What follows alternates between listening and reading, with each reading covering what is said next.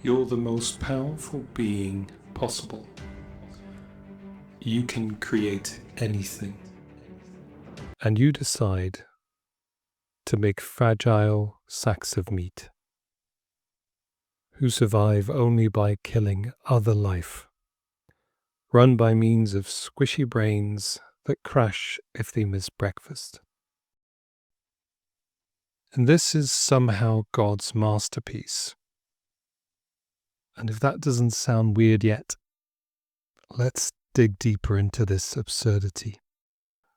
Classical theism paints a picture of an omni-God, all-powerful, all-knowing, all-good, who is immaterial and perfect in every respect. This God has no needs, no vulnerabilities, and no limits. God's mind is not like ours. No chemical imbalances, no hunger pangs, no testosterone spikes in the morning.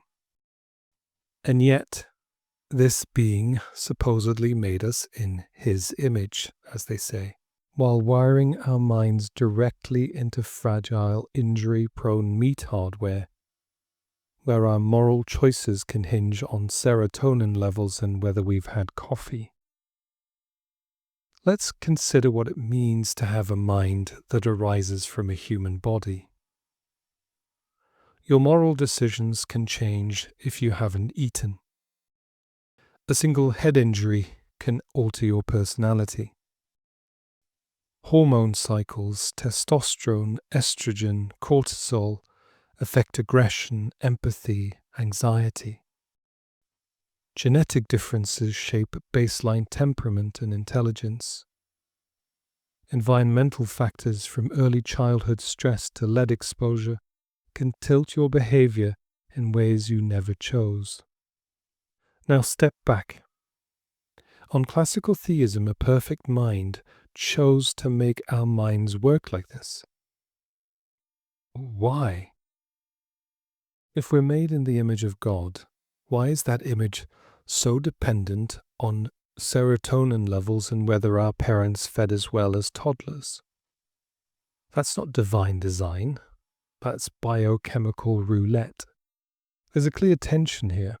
If God is omnipotent, he could create moral agents whose decision-making isn't at the mercy of hormone levels or blood sugar. This isn't exactly the problem of evil or suffering in the usual sense. It's the problem of biological design. Given God's attributes, it's baffling that our mental lives are so physically constrained and so easily hijacked by forces outside of our control. And it's not just the brain. Consider heterotrophy. We survive only by consuming other organisms. We are dependent on killing other life, plant and animal, to keep ourselves alive, causing untold suffering to maintain ourselves as meat sacks. Is God a fan of Saw movies? Because that's what he put on repeat 24/7. The omni-God supposedly had an infinite range of design options. He could have created photosynthesizing philosopher kings not subject to the stress of hunger or the mental consequences of malnutrition, or even just a self-sustaining immaterial species. Instead, we find ourselves in a constant cycle of predation and death. Kill or die, but be good. So here's the absolute absurdity. We are asked to start from the position of presupposing a perfect, immaterial, unlimited mind. Then we naturally imagine the kind of conscious moral agents such a proposed being could create. Free from arbitrary physical constraints, with stable moral reasoning, unaffected by, for example, hormonal storms. But then we look at what we actually are. Short-lived, fragile, hormonally swayed, genetically preloaded for certain behaviors, dependent on killing other life to survive. Given the omni-God premise, this is not just suboptimal, it's bizarre. The gap between what an all-powerful being could have made and what we are is staggering. Attaching meat bodies to souls is like an architect having a toilet in the kitchen, but worse, because you actually need a toilet. The meat bodies, hormonal system, genes, and so on are completely superfluous and regularly undermine clear thinking. Now, theists might respond in a few ways. Some theists might argue that being embodied, being a meat sack, is essential for meaningful free will.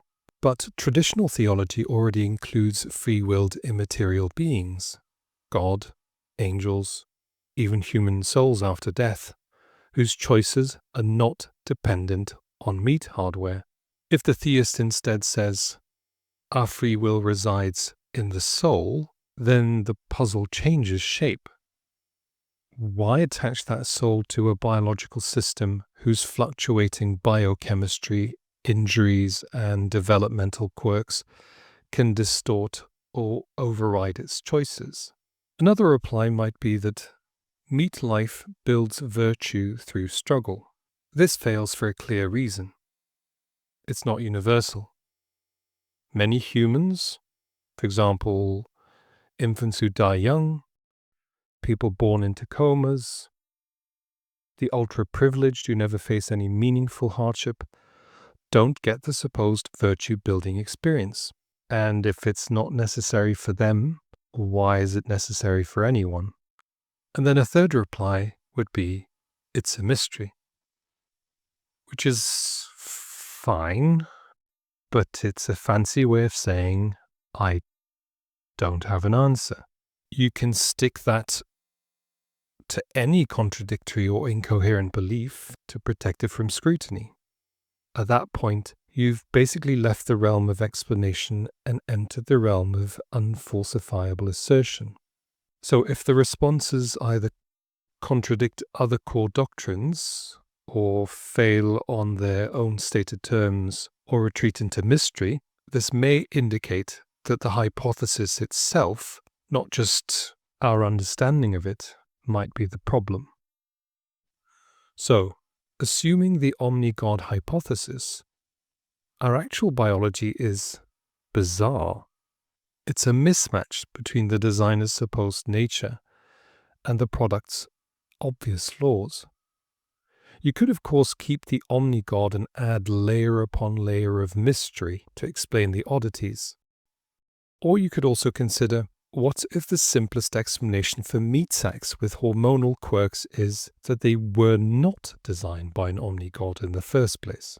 In that light, our biology isn't strange at all. It's exactly what you'd expect from an unguided natural process. The real absurdity is to reverse engineer the reality we see into the unproven idea of an omni-God's grand design. If you like this video, please don't forget to like and subscribe, and see you next time. Bye.